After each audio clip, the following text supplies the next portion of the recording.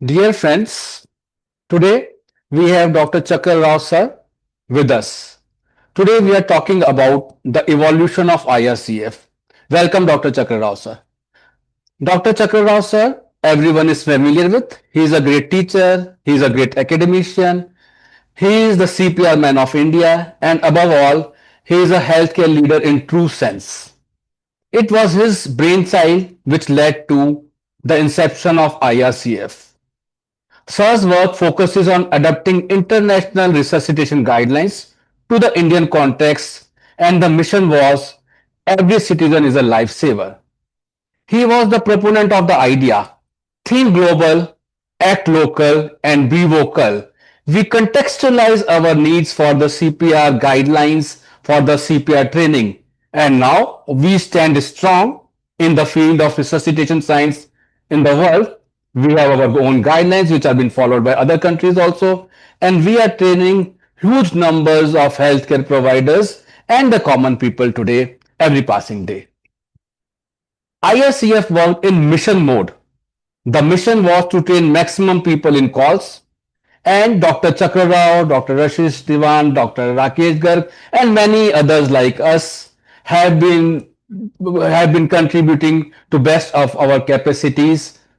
ISCCM was fortunate to have an alliance with IRCF, and we have been training school children across the country in last 6.5 months, and we have trained close to 1.25 lakh children so far, and the mission is still on. So today we are in conversation with Dr. Chakrarrao sir. Final welcome, sir. Thank you. Thank you very much. I'm very happy to be with you, and it is only to propagate CPR in India. Actually, the CPR has come into the existence with in a global phenomena in 1992, which is regulated by ILCAR, International Licensing Committee of Resuscitation. And this in association with the AHA, European Resuscitation Council, the South African Resuscitation Council, the Australia and New Zealand Resuscitation Council, and the Asian Resuscitation Council. They are they formed a structured program to train people, and it is going on.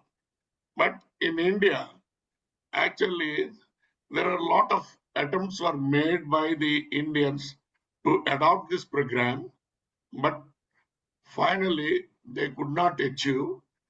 And in 2000, I had an impulse to, at any way, we have to start our own program because the available AHA program is very expensive and it cannot cater to all the people. We have even at that time in 2017, we have more than 140 crore people or 1.4 billion people in India with different languages, different cultures, different religions, and different terrains.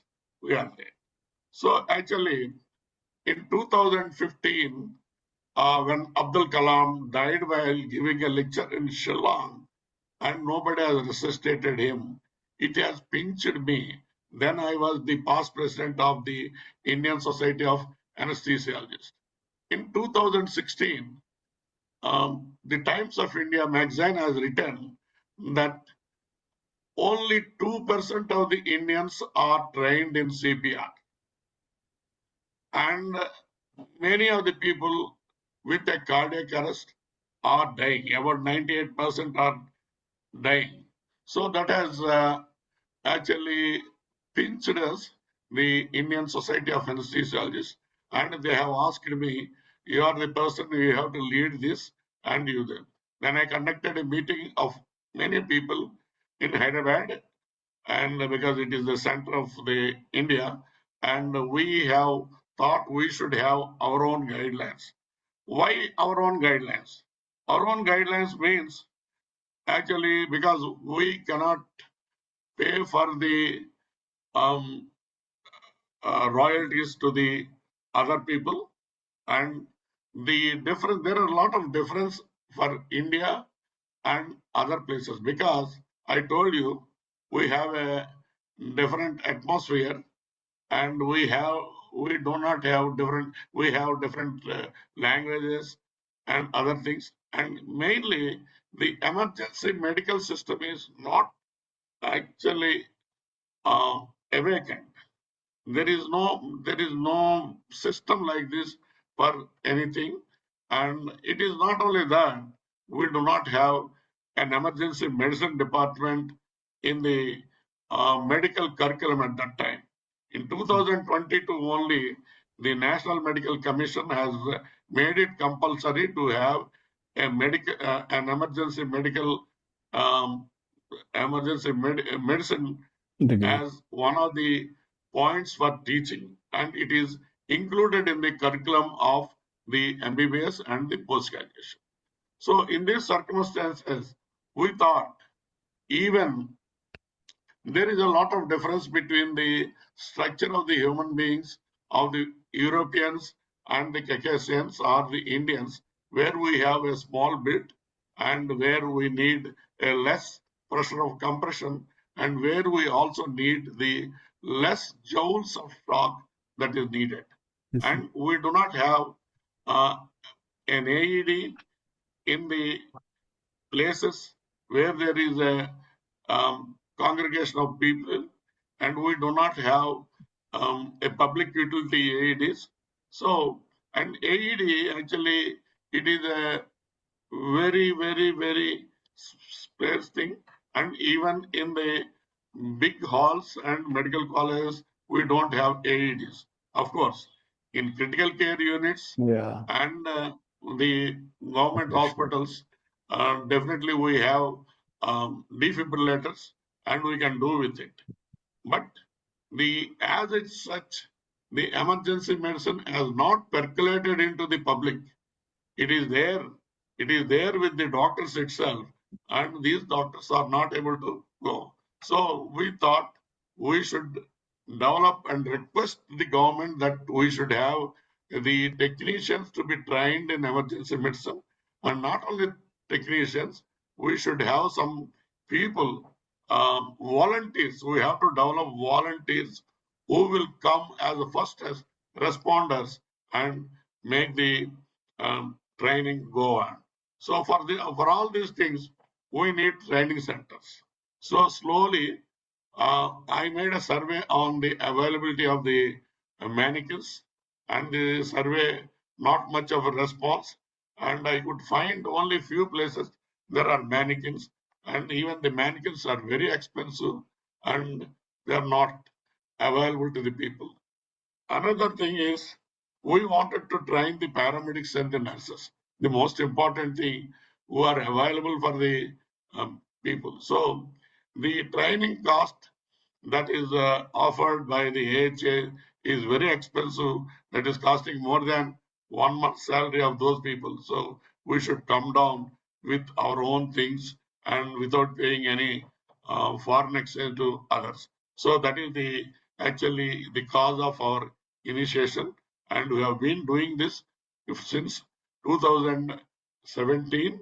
And in the meanwhile, we have an advice.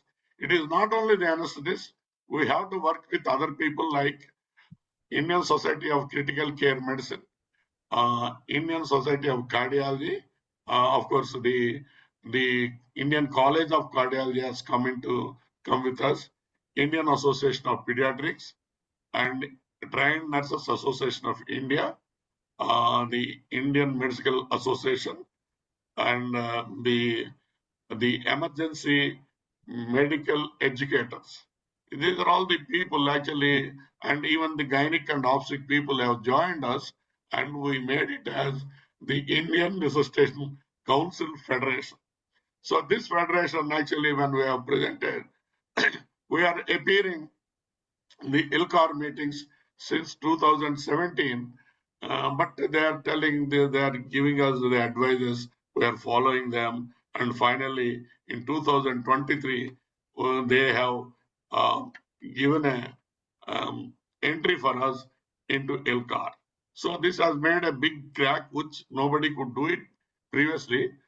Thanks to all the other stakeholders like critical care medicine, and we are doing it meticulously, systematically, formed our own guidelines, which are suitable to our situations where there is no community aid. This Yes. is more important. So this is the thing, and we are going on here. And Good. as the you tell, I will be telling our the success stories and how we have evolved. Thank you, sir. Thank you. We will move on to the next question, sir. Th- Yeah, we understand what sparked the birth of IRCF, lack of structured training, affordability, context, manpower requirements, and the various practical issues on the ground forced us to make IRCF, which is going strong by every passing year. So, what was the major problem you wanted to solve, and what were the major roadblocks in the first few years? We'll keep it brief because we have many questions. Thank you. No, it is really it is a um, lack of mannequins and thinking the people. Everybody thinks that they know CPR. Yeah. Of course, they know CPR, but we want it to be exercised in a very systematic way in which we have to get an outcome of more than 65% survival. So for that reason, we have to even the professors of different disciplines, even the cardiologists, are now coming and learning CPR, not learning, brushing up their knowledge in CPR.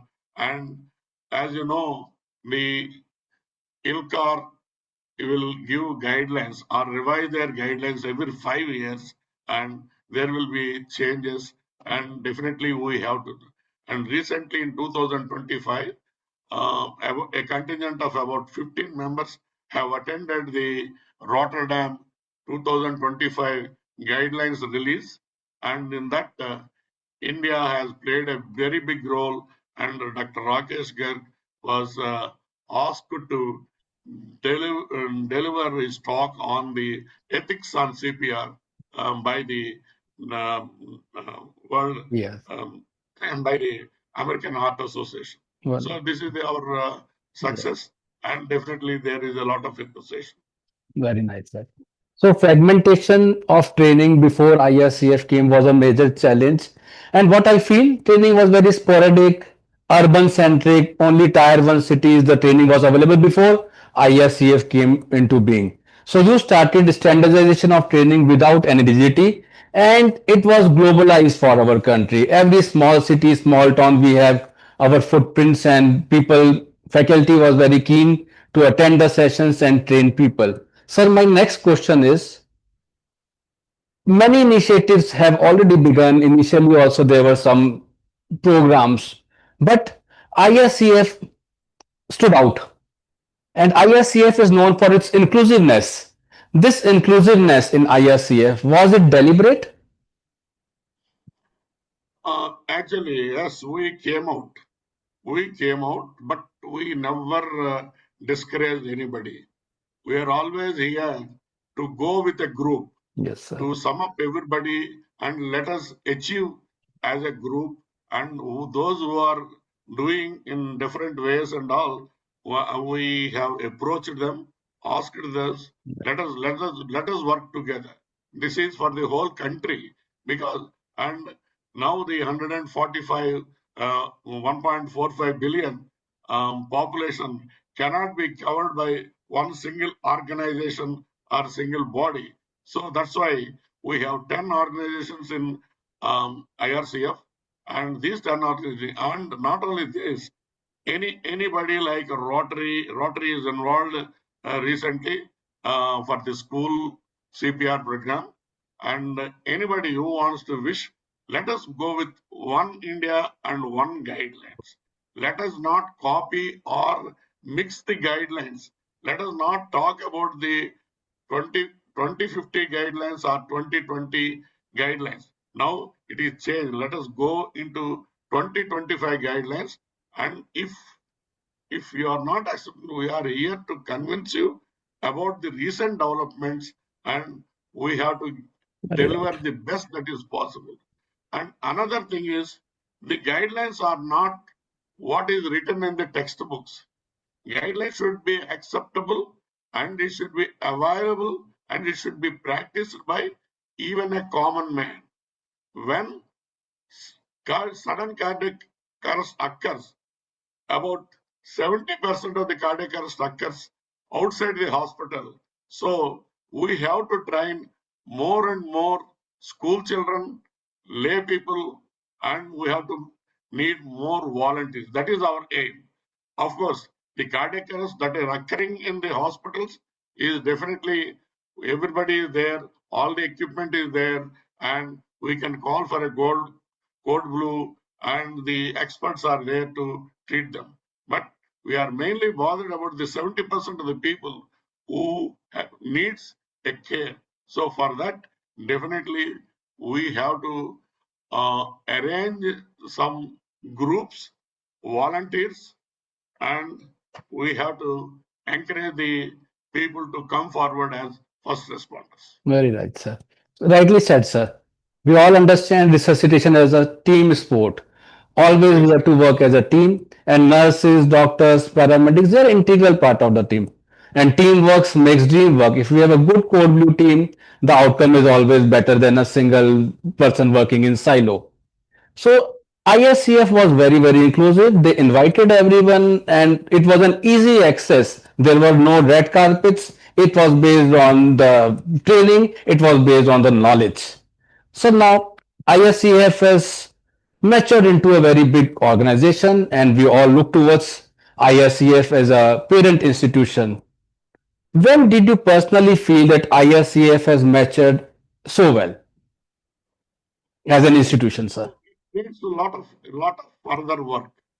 Probably it takes another 10 days, 10 years to grow up to a level where we should be able to impress upon the government to or the private agencies to establish the AEDs, community AEDs, and we have to train some people, volunteers, to to immediately work and attend the emergency. Nobody should think that he is not a doctor. Yes, We sir. don't always need doctors. We need volunteers who are Absolutely. ready to work, who are ready to help. And there is a good Samaritan law. Even now, the government of India has announced there will not be any problem. You save a, a victim, and definitely the government is now ready to pay about 5 to 10,000 rupees for anybody that is brought to the hospital, nearest hospital, with life after an accident or a cardiac arrest. So these are the things which has to be um, well focused, and it has to be um, propagated. We are actually giving some video clips. We are also giving some radio talks, and even Doordarshan has projected us. And not only me and all, everybody, please, we'll give you material. You also talk. You also impress upon your people in your group, in your city. Now, I have actually somebody has asked, I asked somebody to keep a one digital board in Kakinada city so that the CPR will be going on and people can see in the parks and some other things where it has to be percolated into their brains that there is no hesitation. People may think if the patient does not survive, the police may file a case and all. There is no need. You are a Absolutely. good Samaritan. You have a good Samaritan. There is a protection for you by law. So that is the thing. Yeah. And we have to do a lot of work still. Yes, sir. Thank you. So we have ISCF has brought CPR training to the front burner of healthcare authorities. And we are trying to train the last person, the frontline healthcare worker. That is inclusiveness. And we all understand teamwork makes dream work.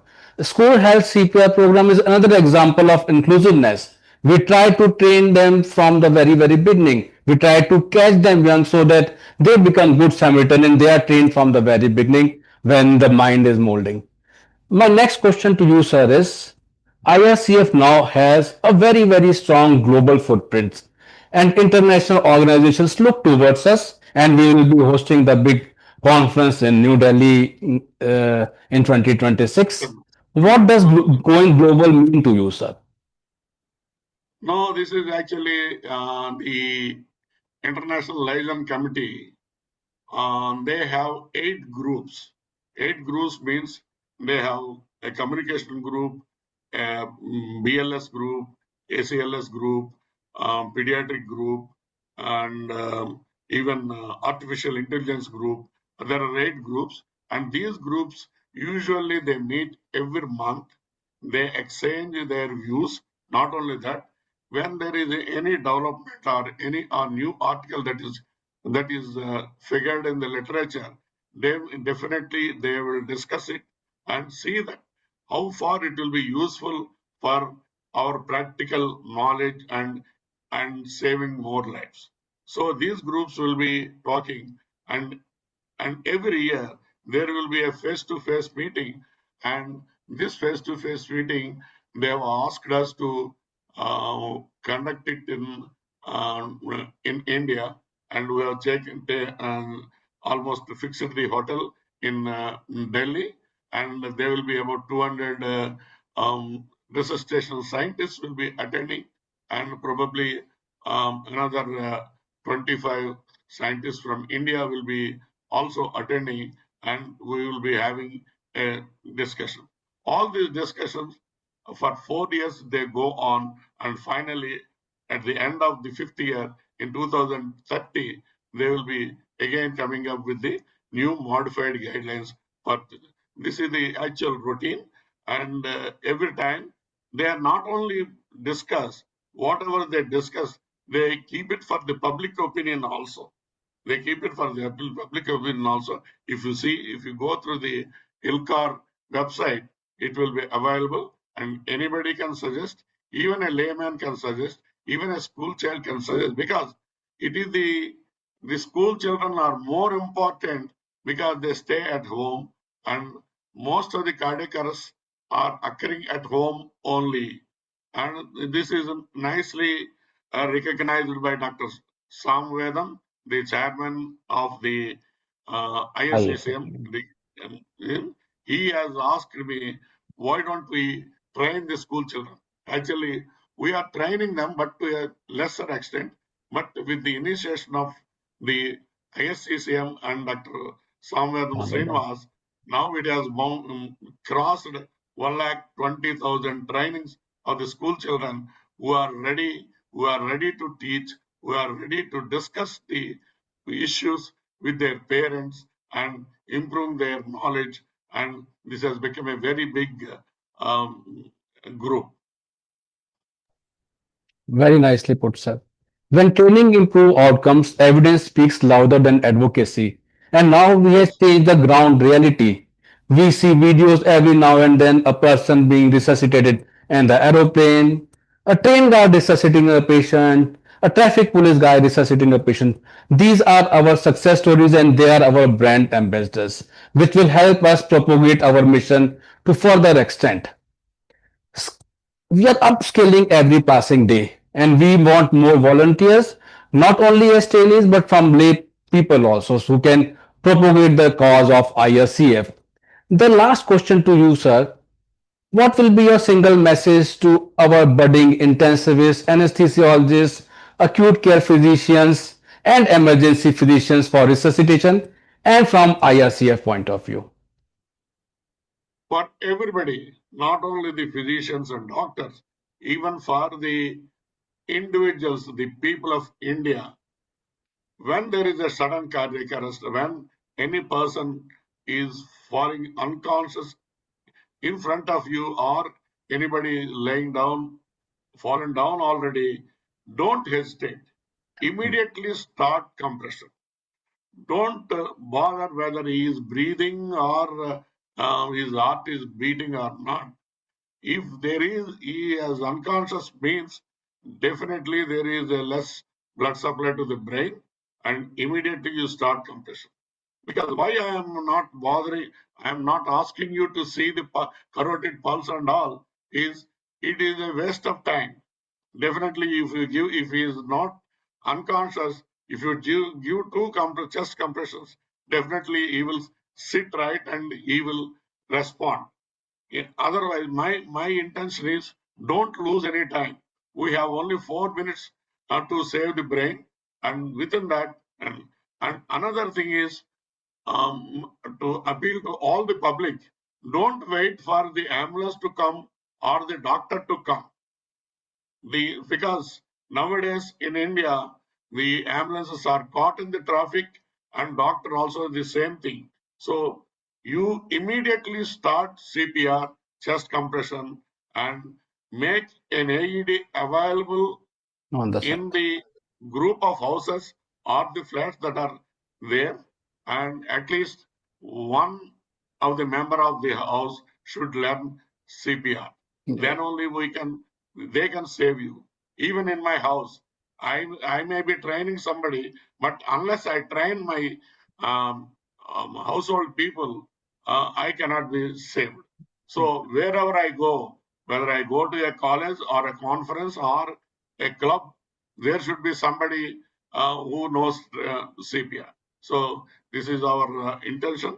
And not only that, actually we have trained online during the COVID period, and I have observed that people are coming for certificate sake and not um, really learning well. So I feel that there should be a hands-on training, definitely. That only under supervision that will definitely improve. And we train only 35 to 40 people at a time, and we take about 4 to 6 hours for a basic life support, and sometimes for a extensive cardiac life or ACLS or CCLS, we take 1.5 days to 2 days even to conduct the examination, everything. So we do it meticulously. We conduct a pre-test and a post-test, and we see that whatever the training we give, it should be useful to the public.